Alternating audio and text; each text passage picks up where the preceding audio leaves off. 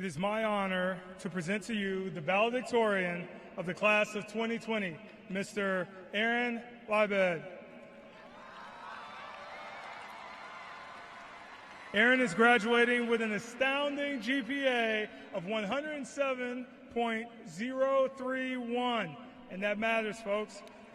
This is the highest GPA in Lake Ridge's history.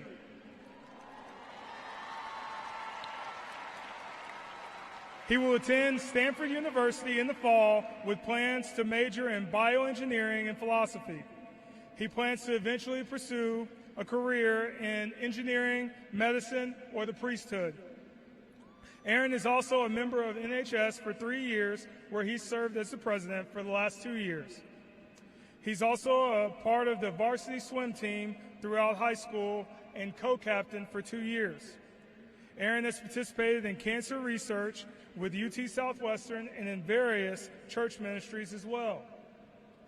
His substantial combination of accomplishments, skills, and potential for college success has earned him the distinct honor of National Merit Scholar, an honor only bestowed on less than 1% of graduating seniors across the U.S.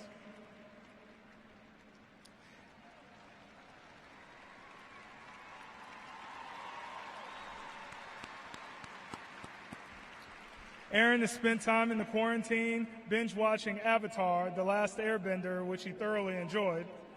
When asked what the most important thing that people should know about him, he replied, "That I love Jesus." Ladies and gentlemen, I proudly present the valedictorian of the class of 2020, Mr.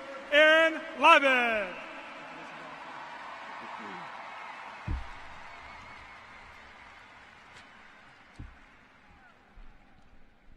Make sure I look good. Good morning, Lake Ridge. It's a great day to be an Eagle. First and foremost, I would like to thank my Lord and Savior, Jesus Christ, for without him, this would not have been possible.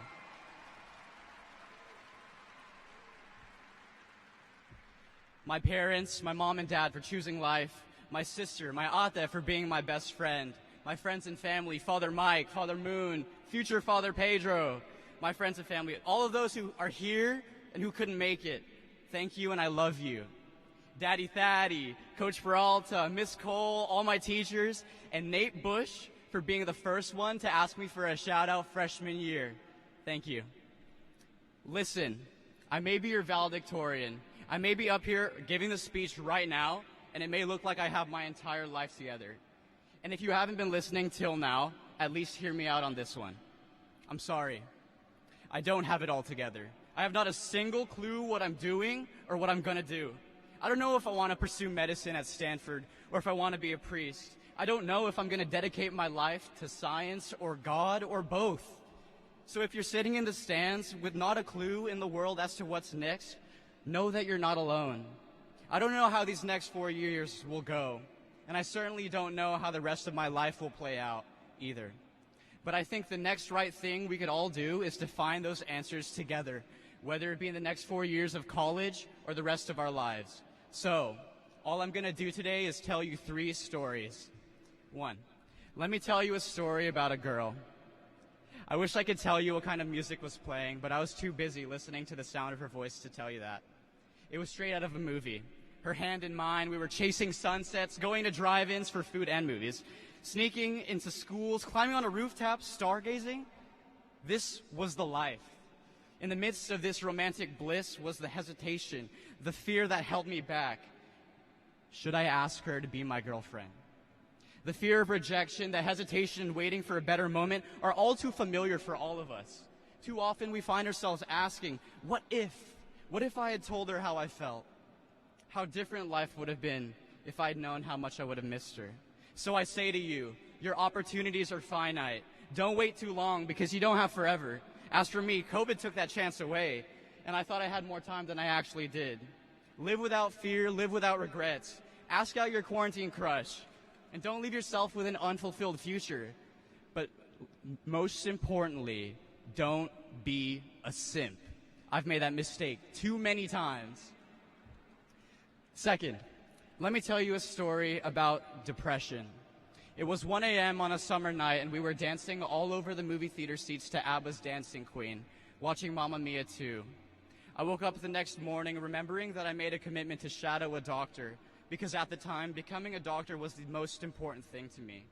So I put on my pink polo and my matching navy slacks, but little did I know the moment I opened the door, my entire life would change. That depression was one pill short of taking someone's life away from me. Scary to admit and sensitive to talk about, depression is the one thing that keeps us from being present. Brothers and sisters, it is possible to be too busy. We must not be ignorant of other people's situations. We need to bring love to others by reaching out and showing that we care.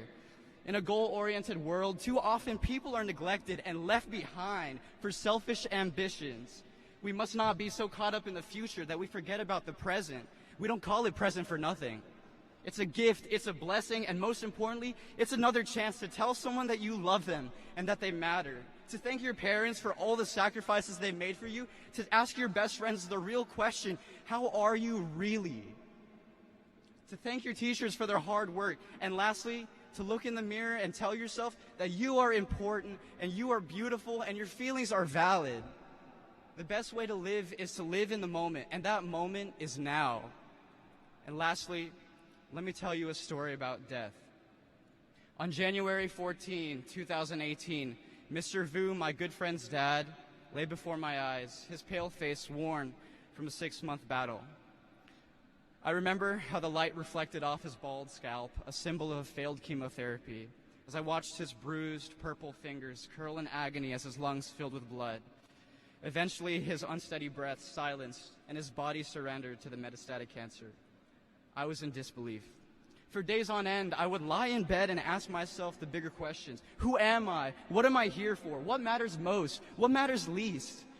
In the face of death, I'm constantly reminded of how I myself am unable to answer any of these questions because I'm too caught up with TikToks and tweets and Snap stories and Instagram posts. You see, we spend too much time with our eyes glued to our phones that we forget what or who is sitting right in front of us. That we forget to create stories of our own, that we forget that there's an expiration date to everything. Our time is short, so don't waste it living someone else's life. Don't lose your voice to the opinions of others, and always have courage to follow your heart. Keep your fire burning and don't let anyone put it out. Life moves fast, so stop and smell the roses, look up at the clouds, watch the sunset.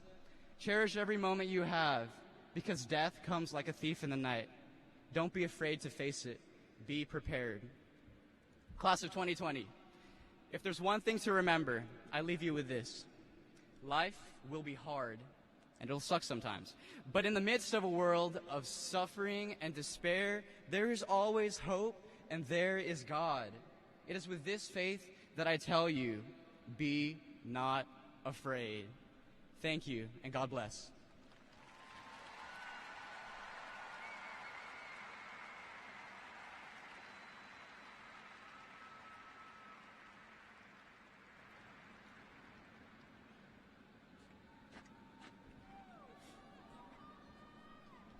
Kind of hard to follow that. Fantastic job. Thanks for reminding us to be present. And the valedictorian of the class of 2020, Richard Aaron Taruk Libed.